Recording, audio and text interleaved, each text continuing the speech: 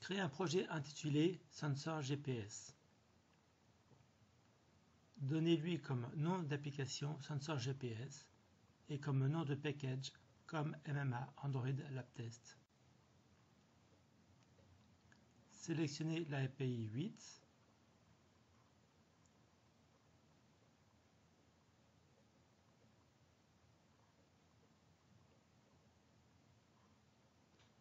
Entrez comme nom d'activité main et comme nom de layout main. Modifiez le fichier layout main.xml. Ajoutez un edit text, un text field et un autre edit text.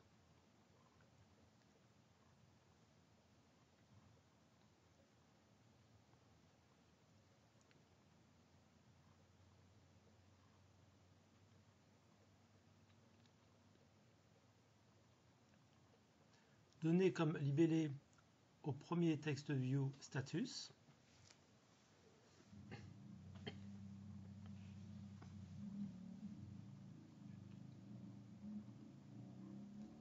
Donnez comme ID au premier edit text ET status.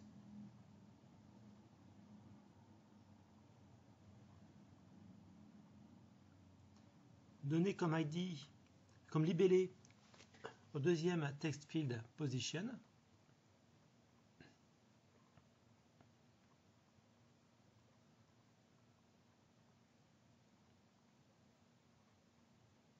Et donnez comme ID au deuxième edit text ET position.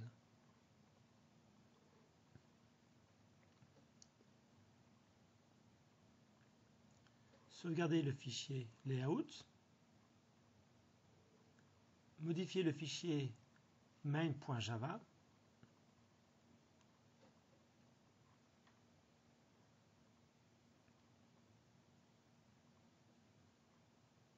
Définissez deux variables etStatus et etPosition pour stocker les références au edit text du layout. Puis appuyez sur CTRL-SHIFT-O pour résoudre les imports. Maintenant, récupérez une référence vers l'edit text etStatus qui se trouve dans le layout.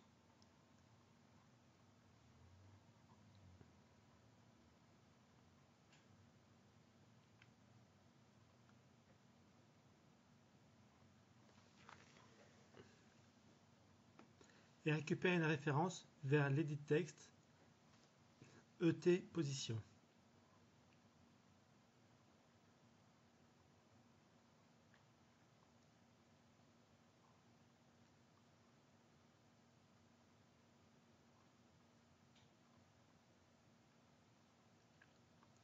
Pour géolocaliser le terminal, vous avez besoin d'utiliser le Location Manager.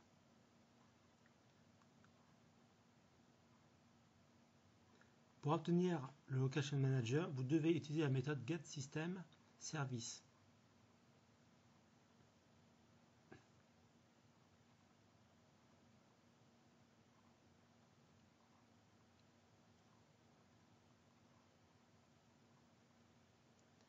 Et vous lui passez en paramètre le Location Service. Maintenant, enregistrez un listener pour suivre les changements de géolocalisation.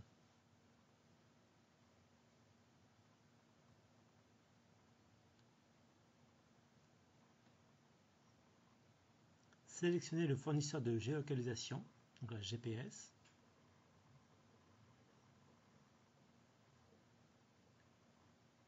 Et demandez un appel de la fonction de listener toutes les 5 secondes. Indiquez une distance minimale de 10 mètres par exemple.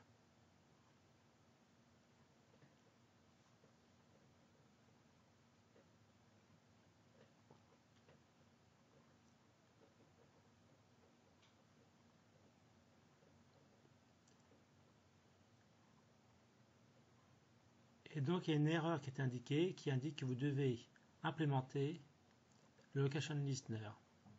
Donc Eclipse indique une erreur, donc il vous propose de corriger.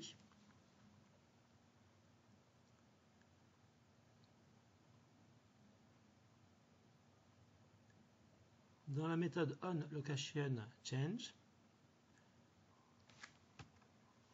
afficher dans le edit text la position, latitude, longitude.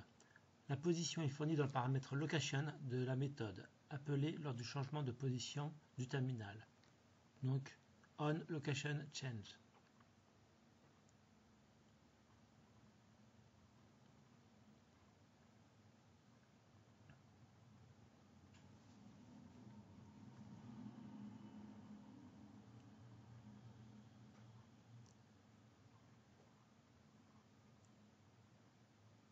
Lorsque la méthode onProviderDisabled est appelée, cela signifie que le GPS est désactivé. Affichez alors Disabled dans le edit text du layout.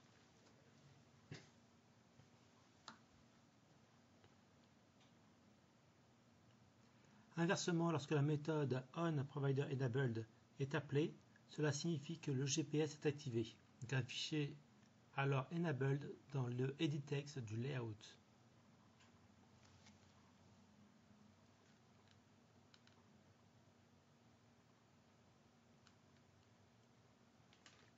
Enregistrez le fichier.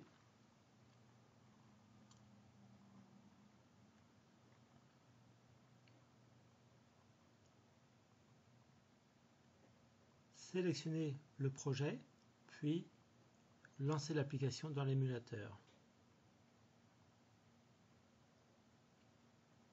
Donc l'application va se lancer.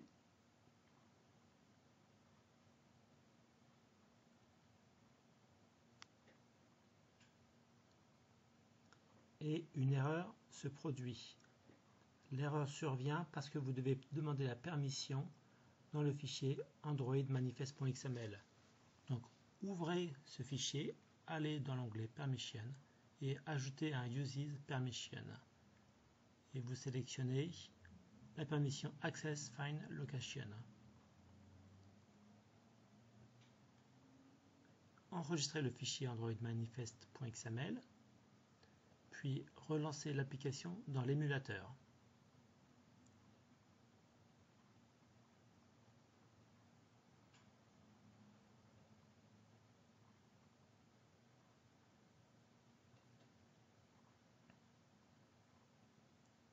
Voilà, pour l'instant, donc aucune position n'est affichée. Alors vous allez ouvrir une session DOS.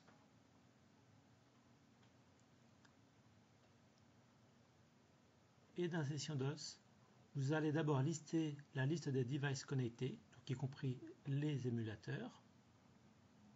Et maintenant, vous allez vous connecter par Telnet à l'émulateur.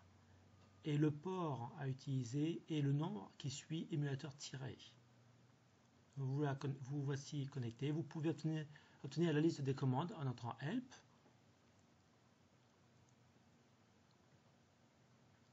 Donc avec différents niveaux d'aide.